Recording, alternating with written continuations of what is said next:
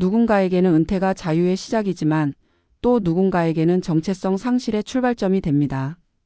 서울 강남의 한 투자 스터디 모임. 매주 수요일 오전이면 빠지지 않고 참석하는 58세의 전직 증권맨 박성호 씨가 겪는 이제 이곳이 삶의 전부처럼 느껴진다고 말합니다.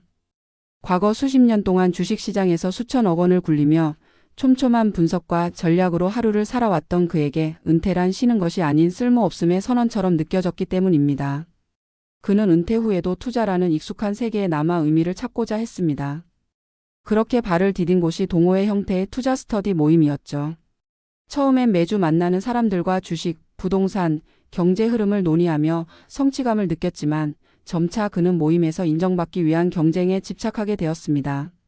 매일 시황 분석 자료를 밤새 준비하고 다른 참석자들의 전략에 일일이 반박하고 작은 투자 수익에도 과도하게 감정이 요동쳤습니다.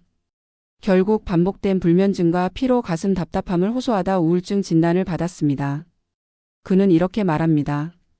은퇴 후에도 나를 증명하고 싶었어요. 근데 아무도 관심 없어 하더라고요. 이 모임 말곤 나를 전문가로 보는 사람이 없었거든요. 이 이야기는 단지 한 사람의 사례가 아닙니다. 은퇴를 앞두고 있거나 이미 은퇴한 수많은 이들이 겪고 있는 정체성 공백과 사회적 고립의 문제를 그대로 보여주는 단면입니다. 은퇴는 단순히 직장 생활의 끝이 아닙니다. 그것은 우리가 수십 년간 쌓아온 역할과 일상, 인간관계의 구조가 한순간에 무너지는 사건입니다. 그리고 그 빈자리를 무엇으로 채울 것인가가 은퇴 후 삶의 질을 결정짓는 핵심입니다. 흔히 은퇴 준비라 하면 재무 준비에 초점을 맞추기 쉽지만 실제로 많은 은퇴자들이 고통을 겪는 영역은 경제적인 것보단 정신적, 사회적인 부분입니다. 우리가 살아온 시간 속에서 가장 강력한 정체성은 직업에서 비롯됩니다.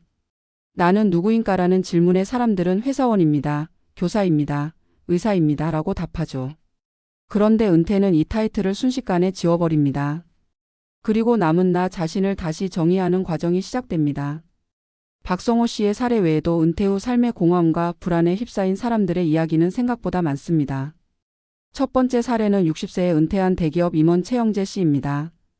그는 현역 시절 수백 명의 직원을 이끄는 리더였고 연봉도 억대였기에 은퇴 이후에도 경제적으로는 부족함이 없었습니다. 하지만 그는 은퇴 6개월 만에 병원에 입원했습니다. 이유는 극심한 공황장애. 출근하지 않아도 되는 아침이 처음엔 자유로웠지만 점차 아무도 자신을 필요로 하지 않는다는 감각이 그를 무너뜨렸습니다. 가족조차 예전만큼 존중하지 않는다는 느낌을 받았고 스스로를 쓸모없는 존재라고 여기기 시작했습니다. 정신과 상담을 통해 그는 자신이 존재 가치를 직장에서만 느끼고 있었다는 사실을 깨닫게 되었고 이후 지역 커뮤니티 센터에서 청소년 진로 멘토로 활동하며 점차 회복해 나갔습니다. 두 번째 사례는 56세에 자영업을 정리하고 은퇴를 선언한 김미자 씨입니다. 그녀는 은퇴 후 남편과 함께 여행을 다니고 취미생활을 하며 살겠다는 꿈을 꿨습니다. 하지만 현실은 달랐습니다.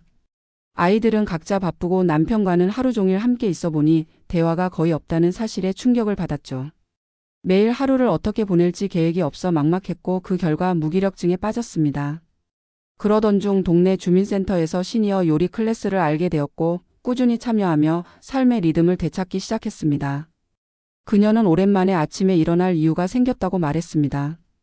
세 번째 사례는 은퇴 후 유튜브 채널을 운영하며 삶의 활력을 되찾은 장도훈 씨의 이야기입니다. 그는 교사로 30년을 일하다 은퇴 후 처음엔 아무것도 하지 않고 지냈습니다. 하지만 점차 무기력과 우울함이 몰려왔고 아내와의 관계도 냉랭해졌죠. 그는 글쓰기를 좋아했던 과거를 떠올리고 자신의 은퇴 생활과 느낀 감정을 유튜브에 올리기 시작했습니다. 조회수는 미미했지만 댓글 하나하나가 큰 위로가 되었고 어느새 1만 명의 구독자를 가진 채널로 성장하게 되었습니다. 그는 누군가 내 이야기를 듣고 있다는 사실 하나만으로도 위로가 된다고 말합니다. 이 세 가지 사례는 공통적으로 역할의 재정의와 사회적 연결망의 중요성을 보여줍니다. 은퇴 후 우리가 필요한 것은 새로운 수입원이기 전에 새로운 정체성입니다. 그 정체성은 자원봉사, 취미, 글쓰기, 공동체 활동, 심지어는 작은 유튜브 채널 하나에서도 만들어질 수 있습니다. 은퇴 후 삶을 건강하게 이어가려면 세 가지 포인트가 중요합니다. 첫째, 역할을 재설정하는 작업입니다. 나는 무엇을 할 때 의미를 느끼는가를 자문하고 그것을 일상의 일부로 만드는 것이 핵심입니다. 둘째, 사회적 연결을 유지하거나 새롭게 구축하는 일입니다. 이는 외로움과 우울을 예방하는 가장 강력한 백신입니다. 가족 외에 또 다른 소속감을 주는 커뮤니티가 필요합니다. 셋째, 몸과 마음의 루틴을 만드는 것입니다. 단순한 산책, 요리, 아침 글쓰기, 일정한 수면, 패턴 등이 삶의 구조를 지탱하는 기둥이 됩니다. 많은 사람들이 은퇴 이후 이제 뭐하지? 라는 질문 앞에서 막막해합니다. 하지만 그 질문은 새로운 기회의 시작이 될 수 있습니다. 중요한 것은 그 질문 앞에서 멈추지 않는 용기, 그리고 혼자만의 싸움을 멈추고 누군가에게 손을 내미는 용기입니다. 우리는 누구나 언젠가는 은퇴를 맞이합니다. 그리고 그 은퇴는 끝이 아니라 또 다른 삶의 시작이 될 수 있습니다. 지금 여러분 곁에도 혹은 여러분 자신도 박성호 씨처럼 무언가에 집착하며 자신의 자리를 찾고 있을지 모릅니다. 그럴 때일수록 한 걸음 물러서 나는 이제 어떤 이름으로 불리고 싶은가를 다시 생각해 보는 것이 중요합니다. 어쩌면 그 답은 지금까지의 경력이 아니라 지금부터의 선택 속에 있을지도 모릅니다. 앞서 살펴본 은퇴 후 정체성 상실과 사회적 고립의 문제는 단순한 개인의 심리적 변화가 아닙니다. 이는 뇌과학과 심리학 그리고 사회학적 관점에서 설명 가능한 명확한 구조를 가지고 있습니다. 이제는 이 문제를 보다 깊이 있게 이해하고 실제로 어떤 뇌와 몸의 변화가 우리에게 영향을 주는지 살펴보겠습니다. 사람은 사회적 동물입니다. 인간의 뇌는 생존을 위해 연결에 최적화되어 있습니다. 미국 UCLA의 사회신경과학자 매튜 리버먼의 연구에 따르면 인간의 뇌는 기본적으로 사회적 상호작용을 전제로 작동하도록 설계되어 있으며 우리가 외로움을 느낄 때 활성화되는 뇌 부위는 신체적 고통을 느낄 때와 동일한 섬엽 INSULA과 전측 대상 피질 엔티리어 CINGULAT 코텍스입니다.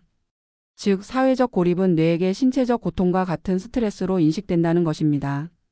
이러한 뇌의 반응은 단순한 감정 차원을 넘어 실제 건강에도 영향을 미칩니다.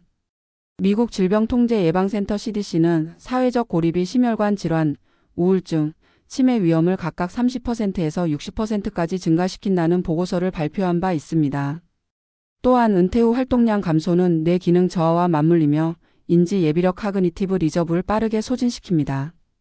이 인지 예비력은 뇌가 노화와 치매를 이겨내는 방어력 같은 것인데 은퇴 후 갑작스럽게 학습, 문제 해결, 사회적 활동이 줄어들면 뇌의 탄력성이 떨어지기 시작합니다.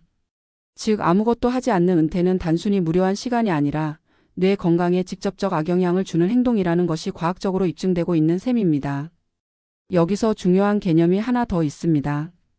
바로 유능감 셀프-에피케시입니다.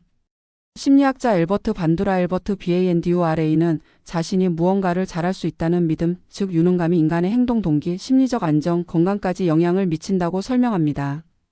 그런데 은퇴는 기존의 능력이 더 이상 사회적으로 요구되지 않는 상태를 의미하기 때문에 개인은 쉽게 무력감에 빠집니다. 이는 앞서 이야기한 58세 박성호 씨처럼 전문가로서의 존재감을 잃은 사람들이 유사한 분야에서 자신을 계속 증명하려는 이유이기도 합니다. 하지만 그 방식이 집착으로 변하면 오히려 정서적 피로를 가중시키고 건강에도 해롭습니다. 그렇다면 해결책은 무엇일까요? 첫째, 뇌에 도전을 제공하는 일입니다. 학습은 뇌에 자극을 줍니다. 새로운 기술을 배우거나 낯선 주제의 책을 읽는 것만으로도 해마 기억을 담당하는 뇌 부위는 활발히 움직입니다. 미국 콜롬비아 대학의 연구에 따르면 60대 이상 성인들이 새로운 언어를 배우는 과정에서 뇌의 유연성과 인지 능력이 개선되는 것이 관찰되었습니다. 둘째, 의미 있는 역할을 재구성하는 것입니다. 돈이 아닌 의미 중심의 활동, 예컨대 봉사, 멘토링, 동네 강의, 동아리 운영 등은 정체성 회복에 매우 긍정적인 영향을 줍니다. 사회학자 에릭 에릭슨은 인간의 발달 단계 중 노년기의 핵심 과제를 자아 통합 vs 절망이라고 했습니다. 즉 자신의 삶을 돌아보며 의미를 부여하고 그것이 사회에 작은 영향을 준다고 느낄 때 사람은 만족감을 느낀다는 뜻입니다. 셋째, 일상의 루틴과 소속을 만드는 것입니다. 하루를 설계하는 루틴이 없는 은퇴자는 심리적으로 혼란을 겪기 쉽습니다. 시간표를 만들고 아침에 일어나는 시간, 산책 시간, 식사 준비, 독서, 커뮤니티 모임 참석 등을 일정화하면 생활의 구조가 생기고 심리적 안정감이 커집니다. 그리고 그 루틴 속에서 만나는 사람들과의 반복된 접촉은 자연스럽게 소속감을 회복시킵니다. 소속은 인간 뇌의 보상 시스템을 자극하고 옥시토신 분비를 촉진시켜 불안과 우울을 줄여줍니다. 결국 은퇴 후의 삶은 몸과 마음의 퇴행을 막는 싸움이자 새로운 정체성을 찾아가는 여정입니다. 투자 스터디에 집착하게 된 58세 증권맨처럼 기존의 역할을 놓지 못하고 방황하게 되는 것도 이해할 수 있지만 과거의 성공을 붙잡는 것보다 미래의 의미를 창조하는 것이 훨씬 건강하고 지속 가능한 선택입니다. 당신의 뇌는 지금도 새로운 연결을 만들 준비가 되어 있습니다. 은퇴는 멈춤이 아니라 방향 전환일 뿐이며 그 전환의 방향은 활동과 연결 그리고 의미로 향해야 합니다. 어제의 직함이 아닌 오늘의 선택이 당신의 이름을 다시 만들어줄 것입니다.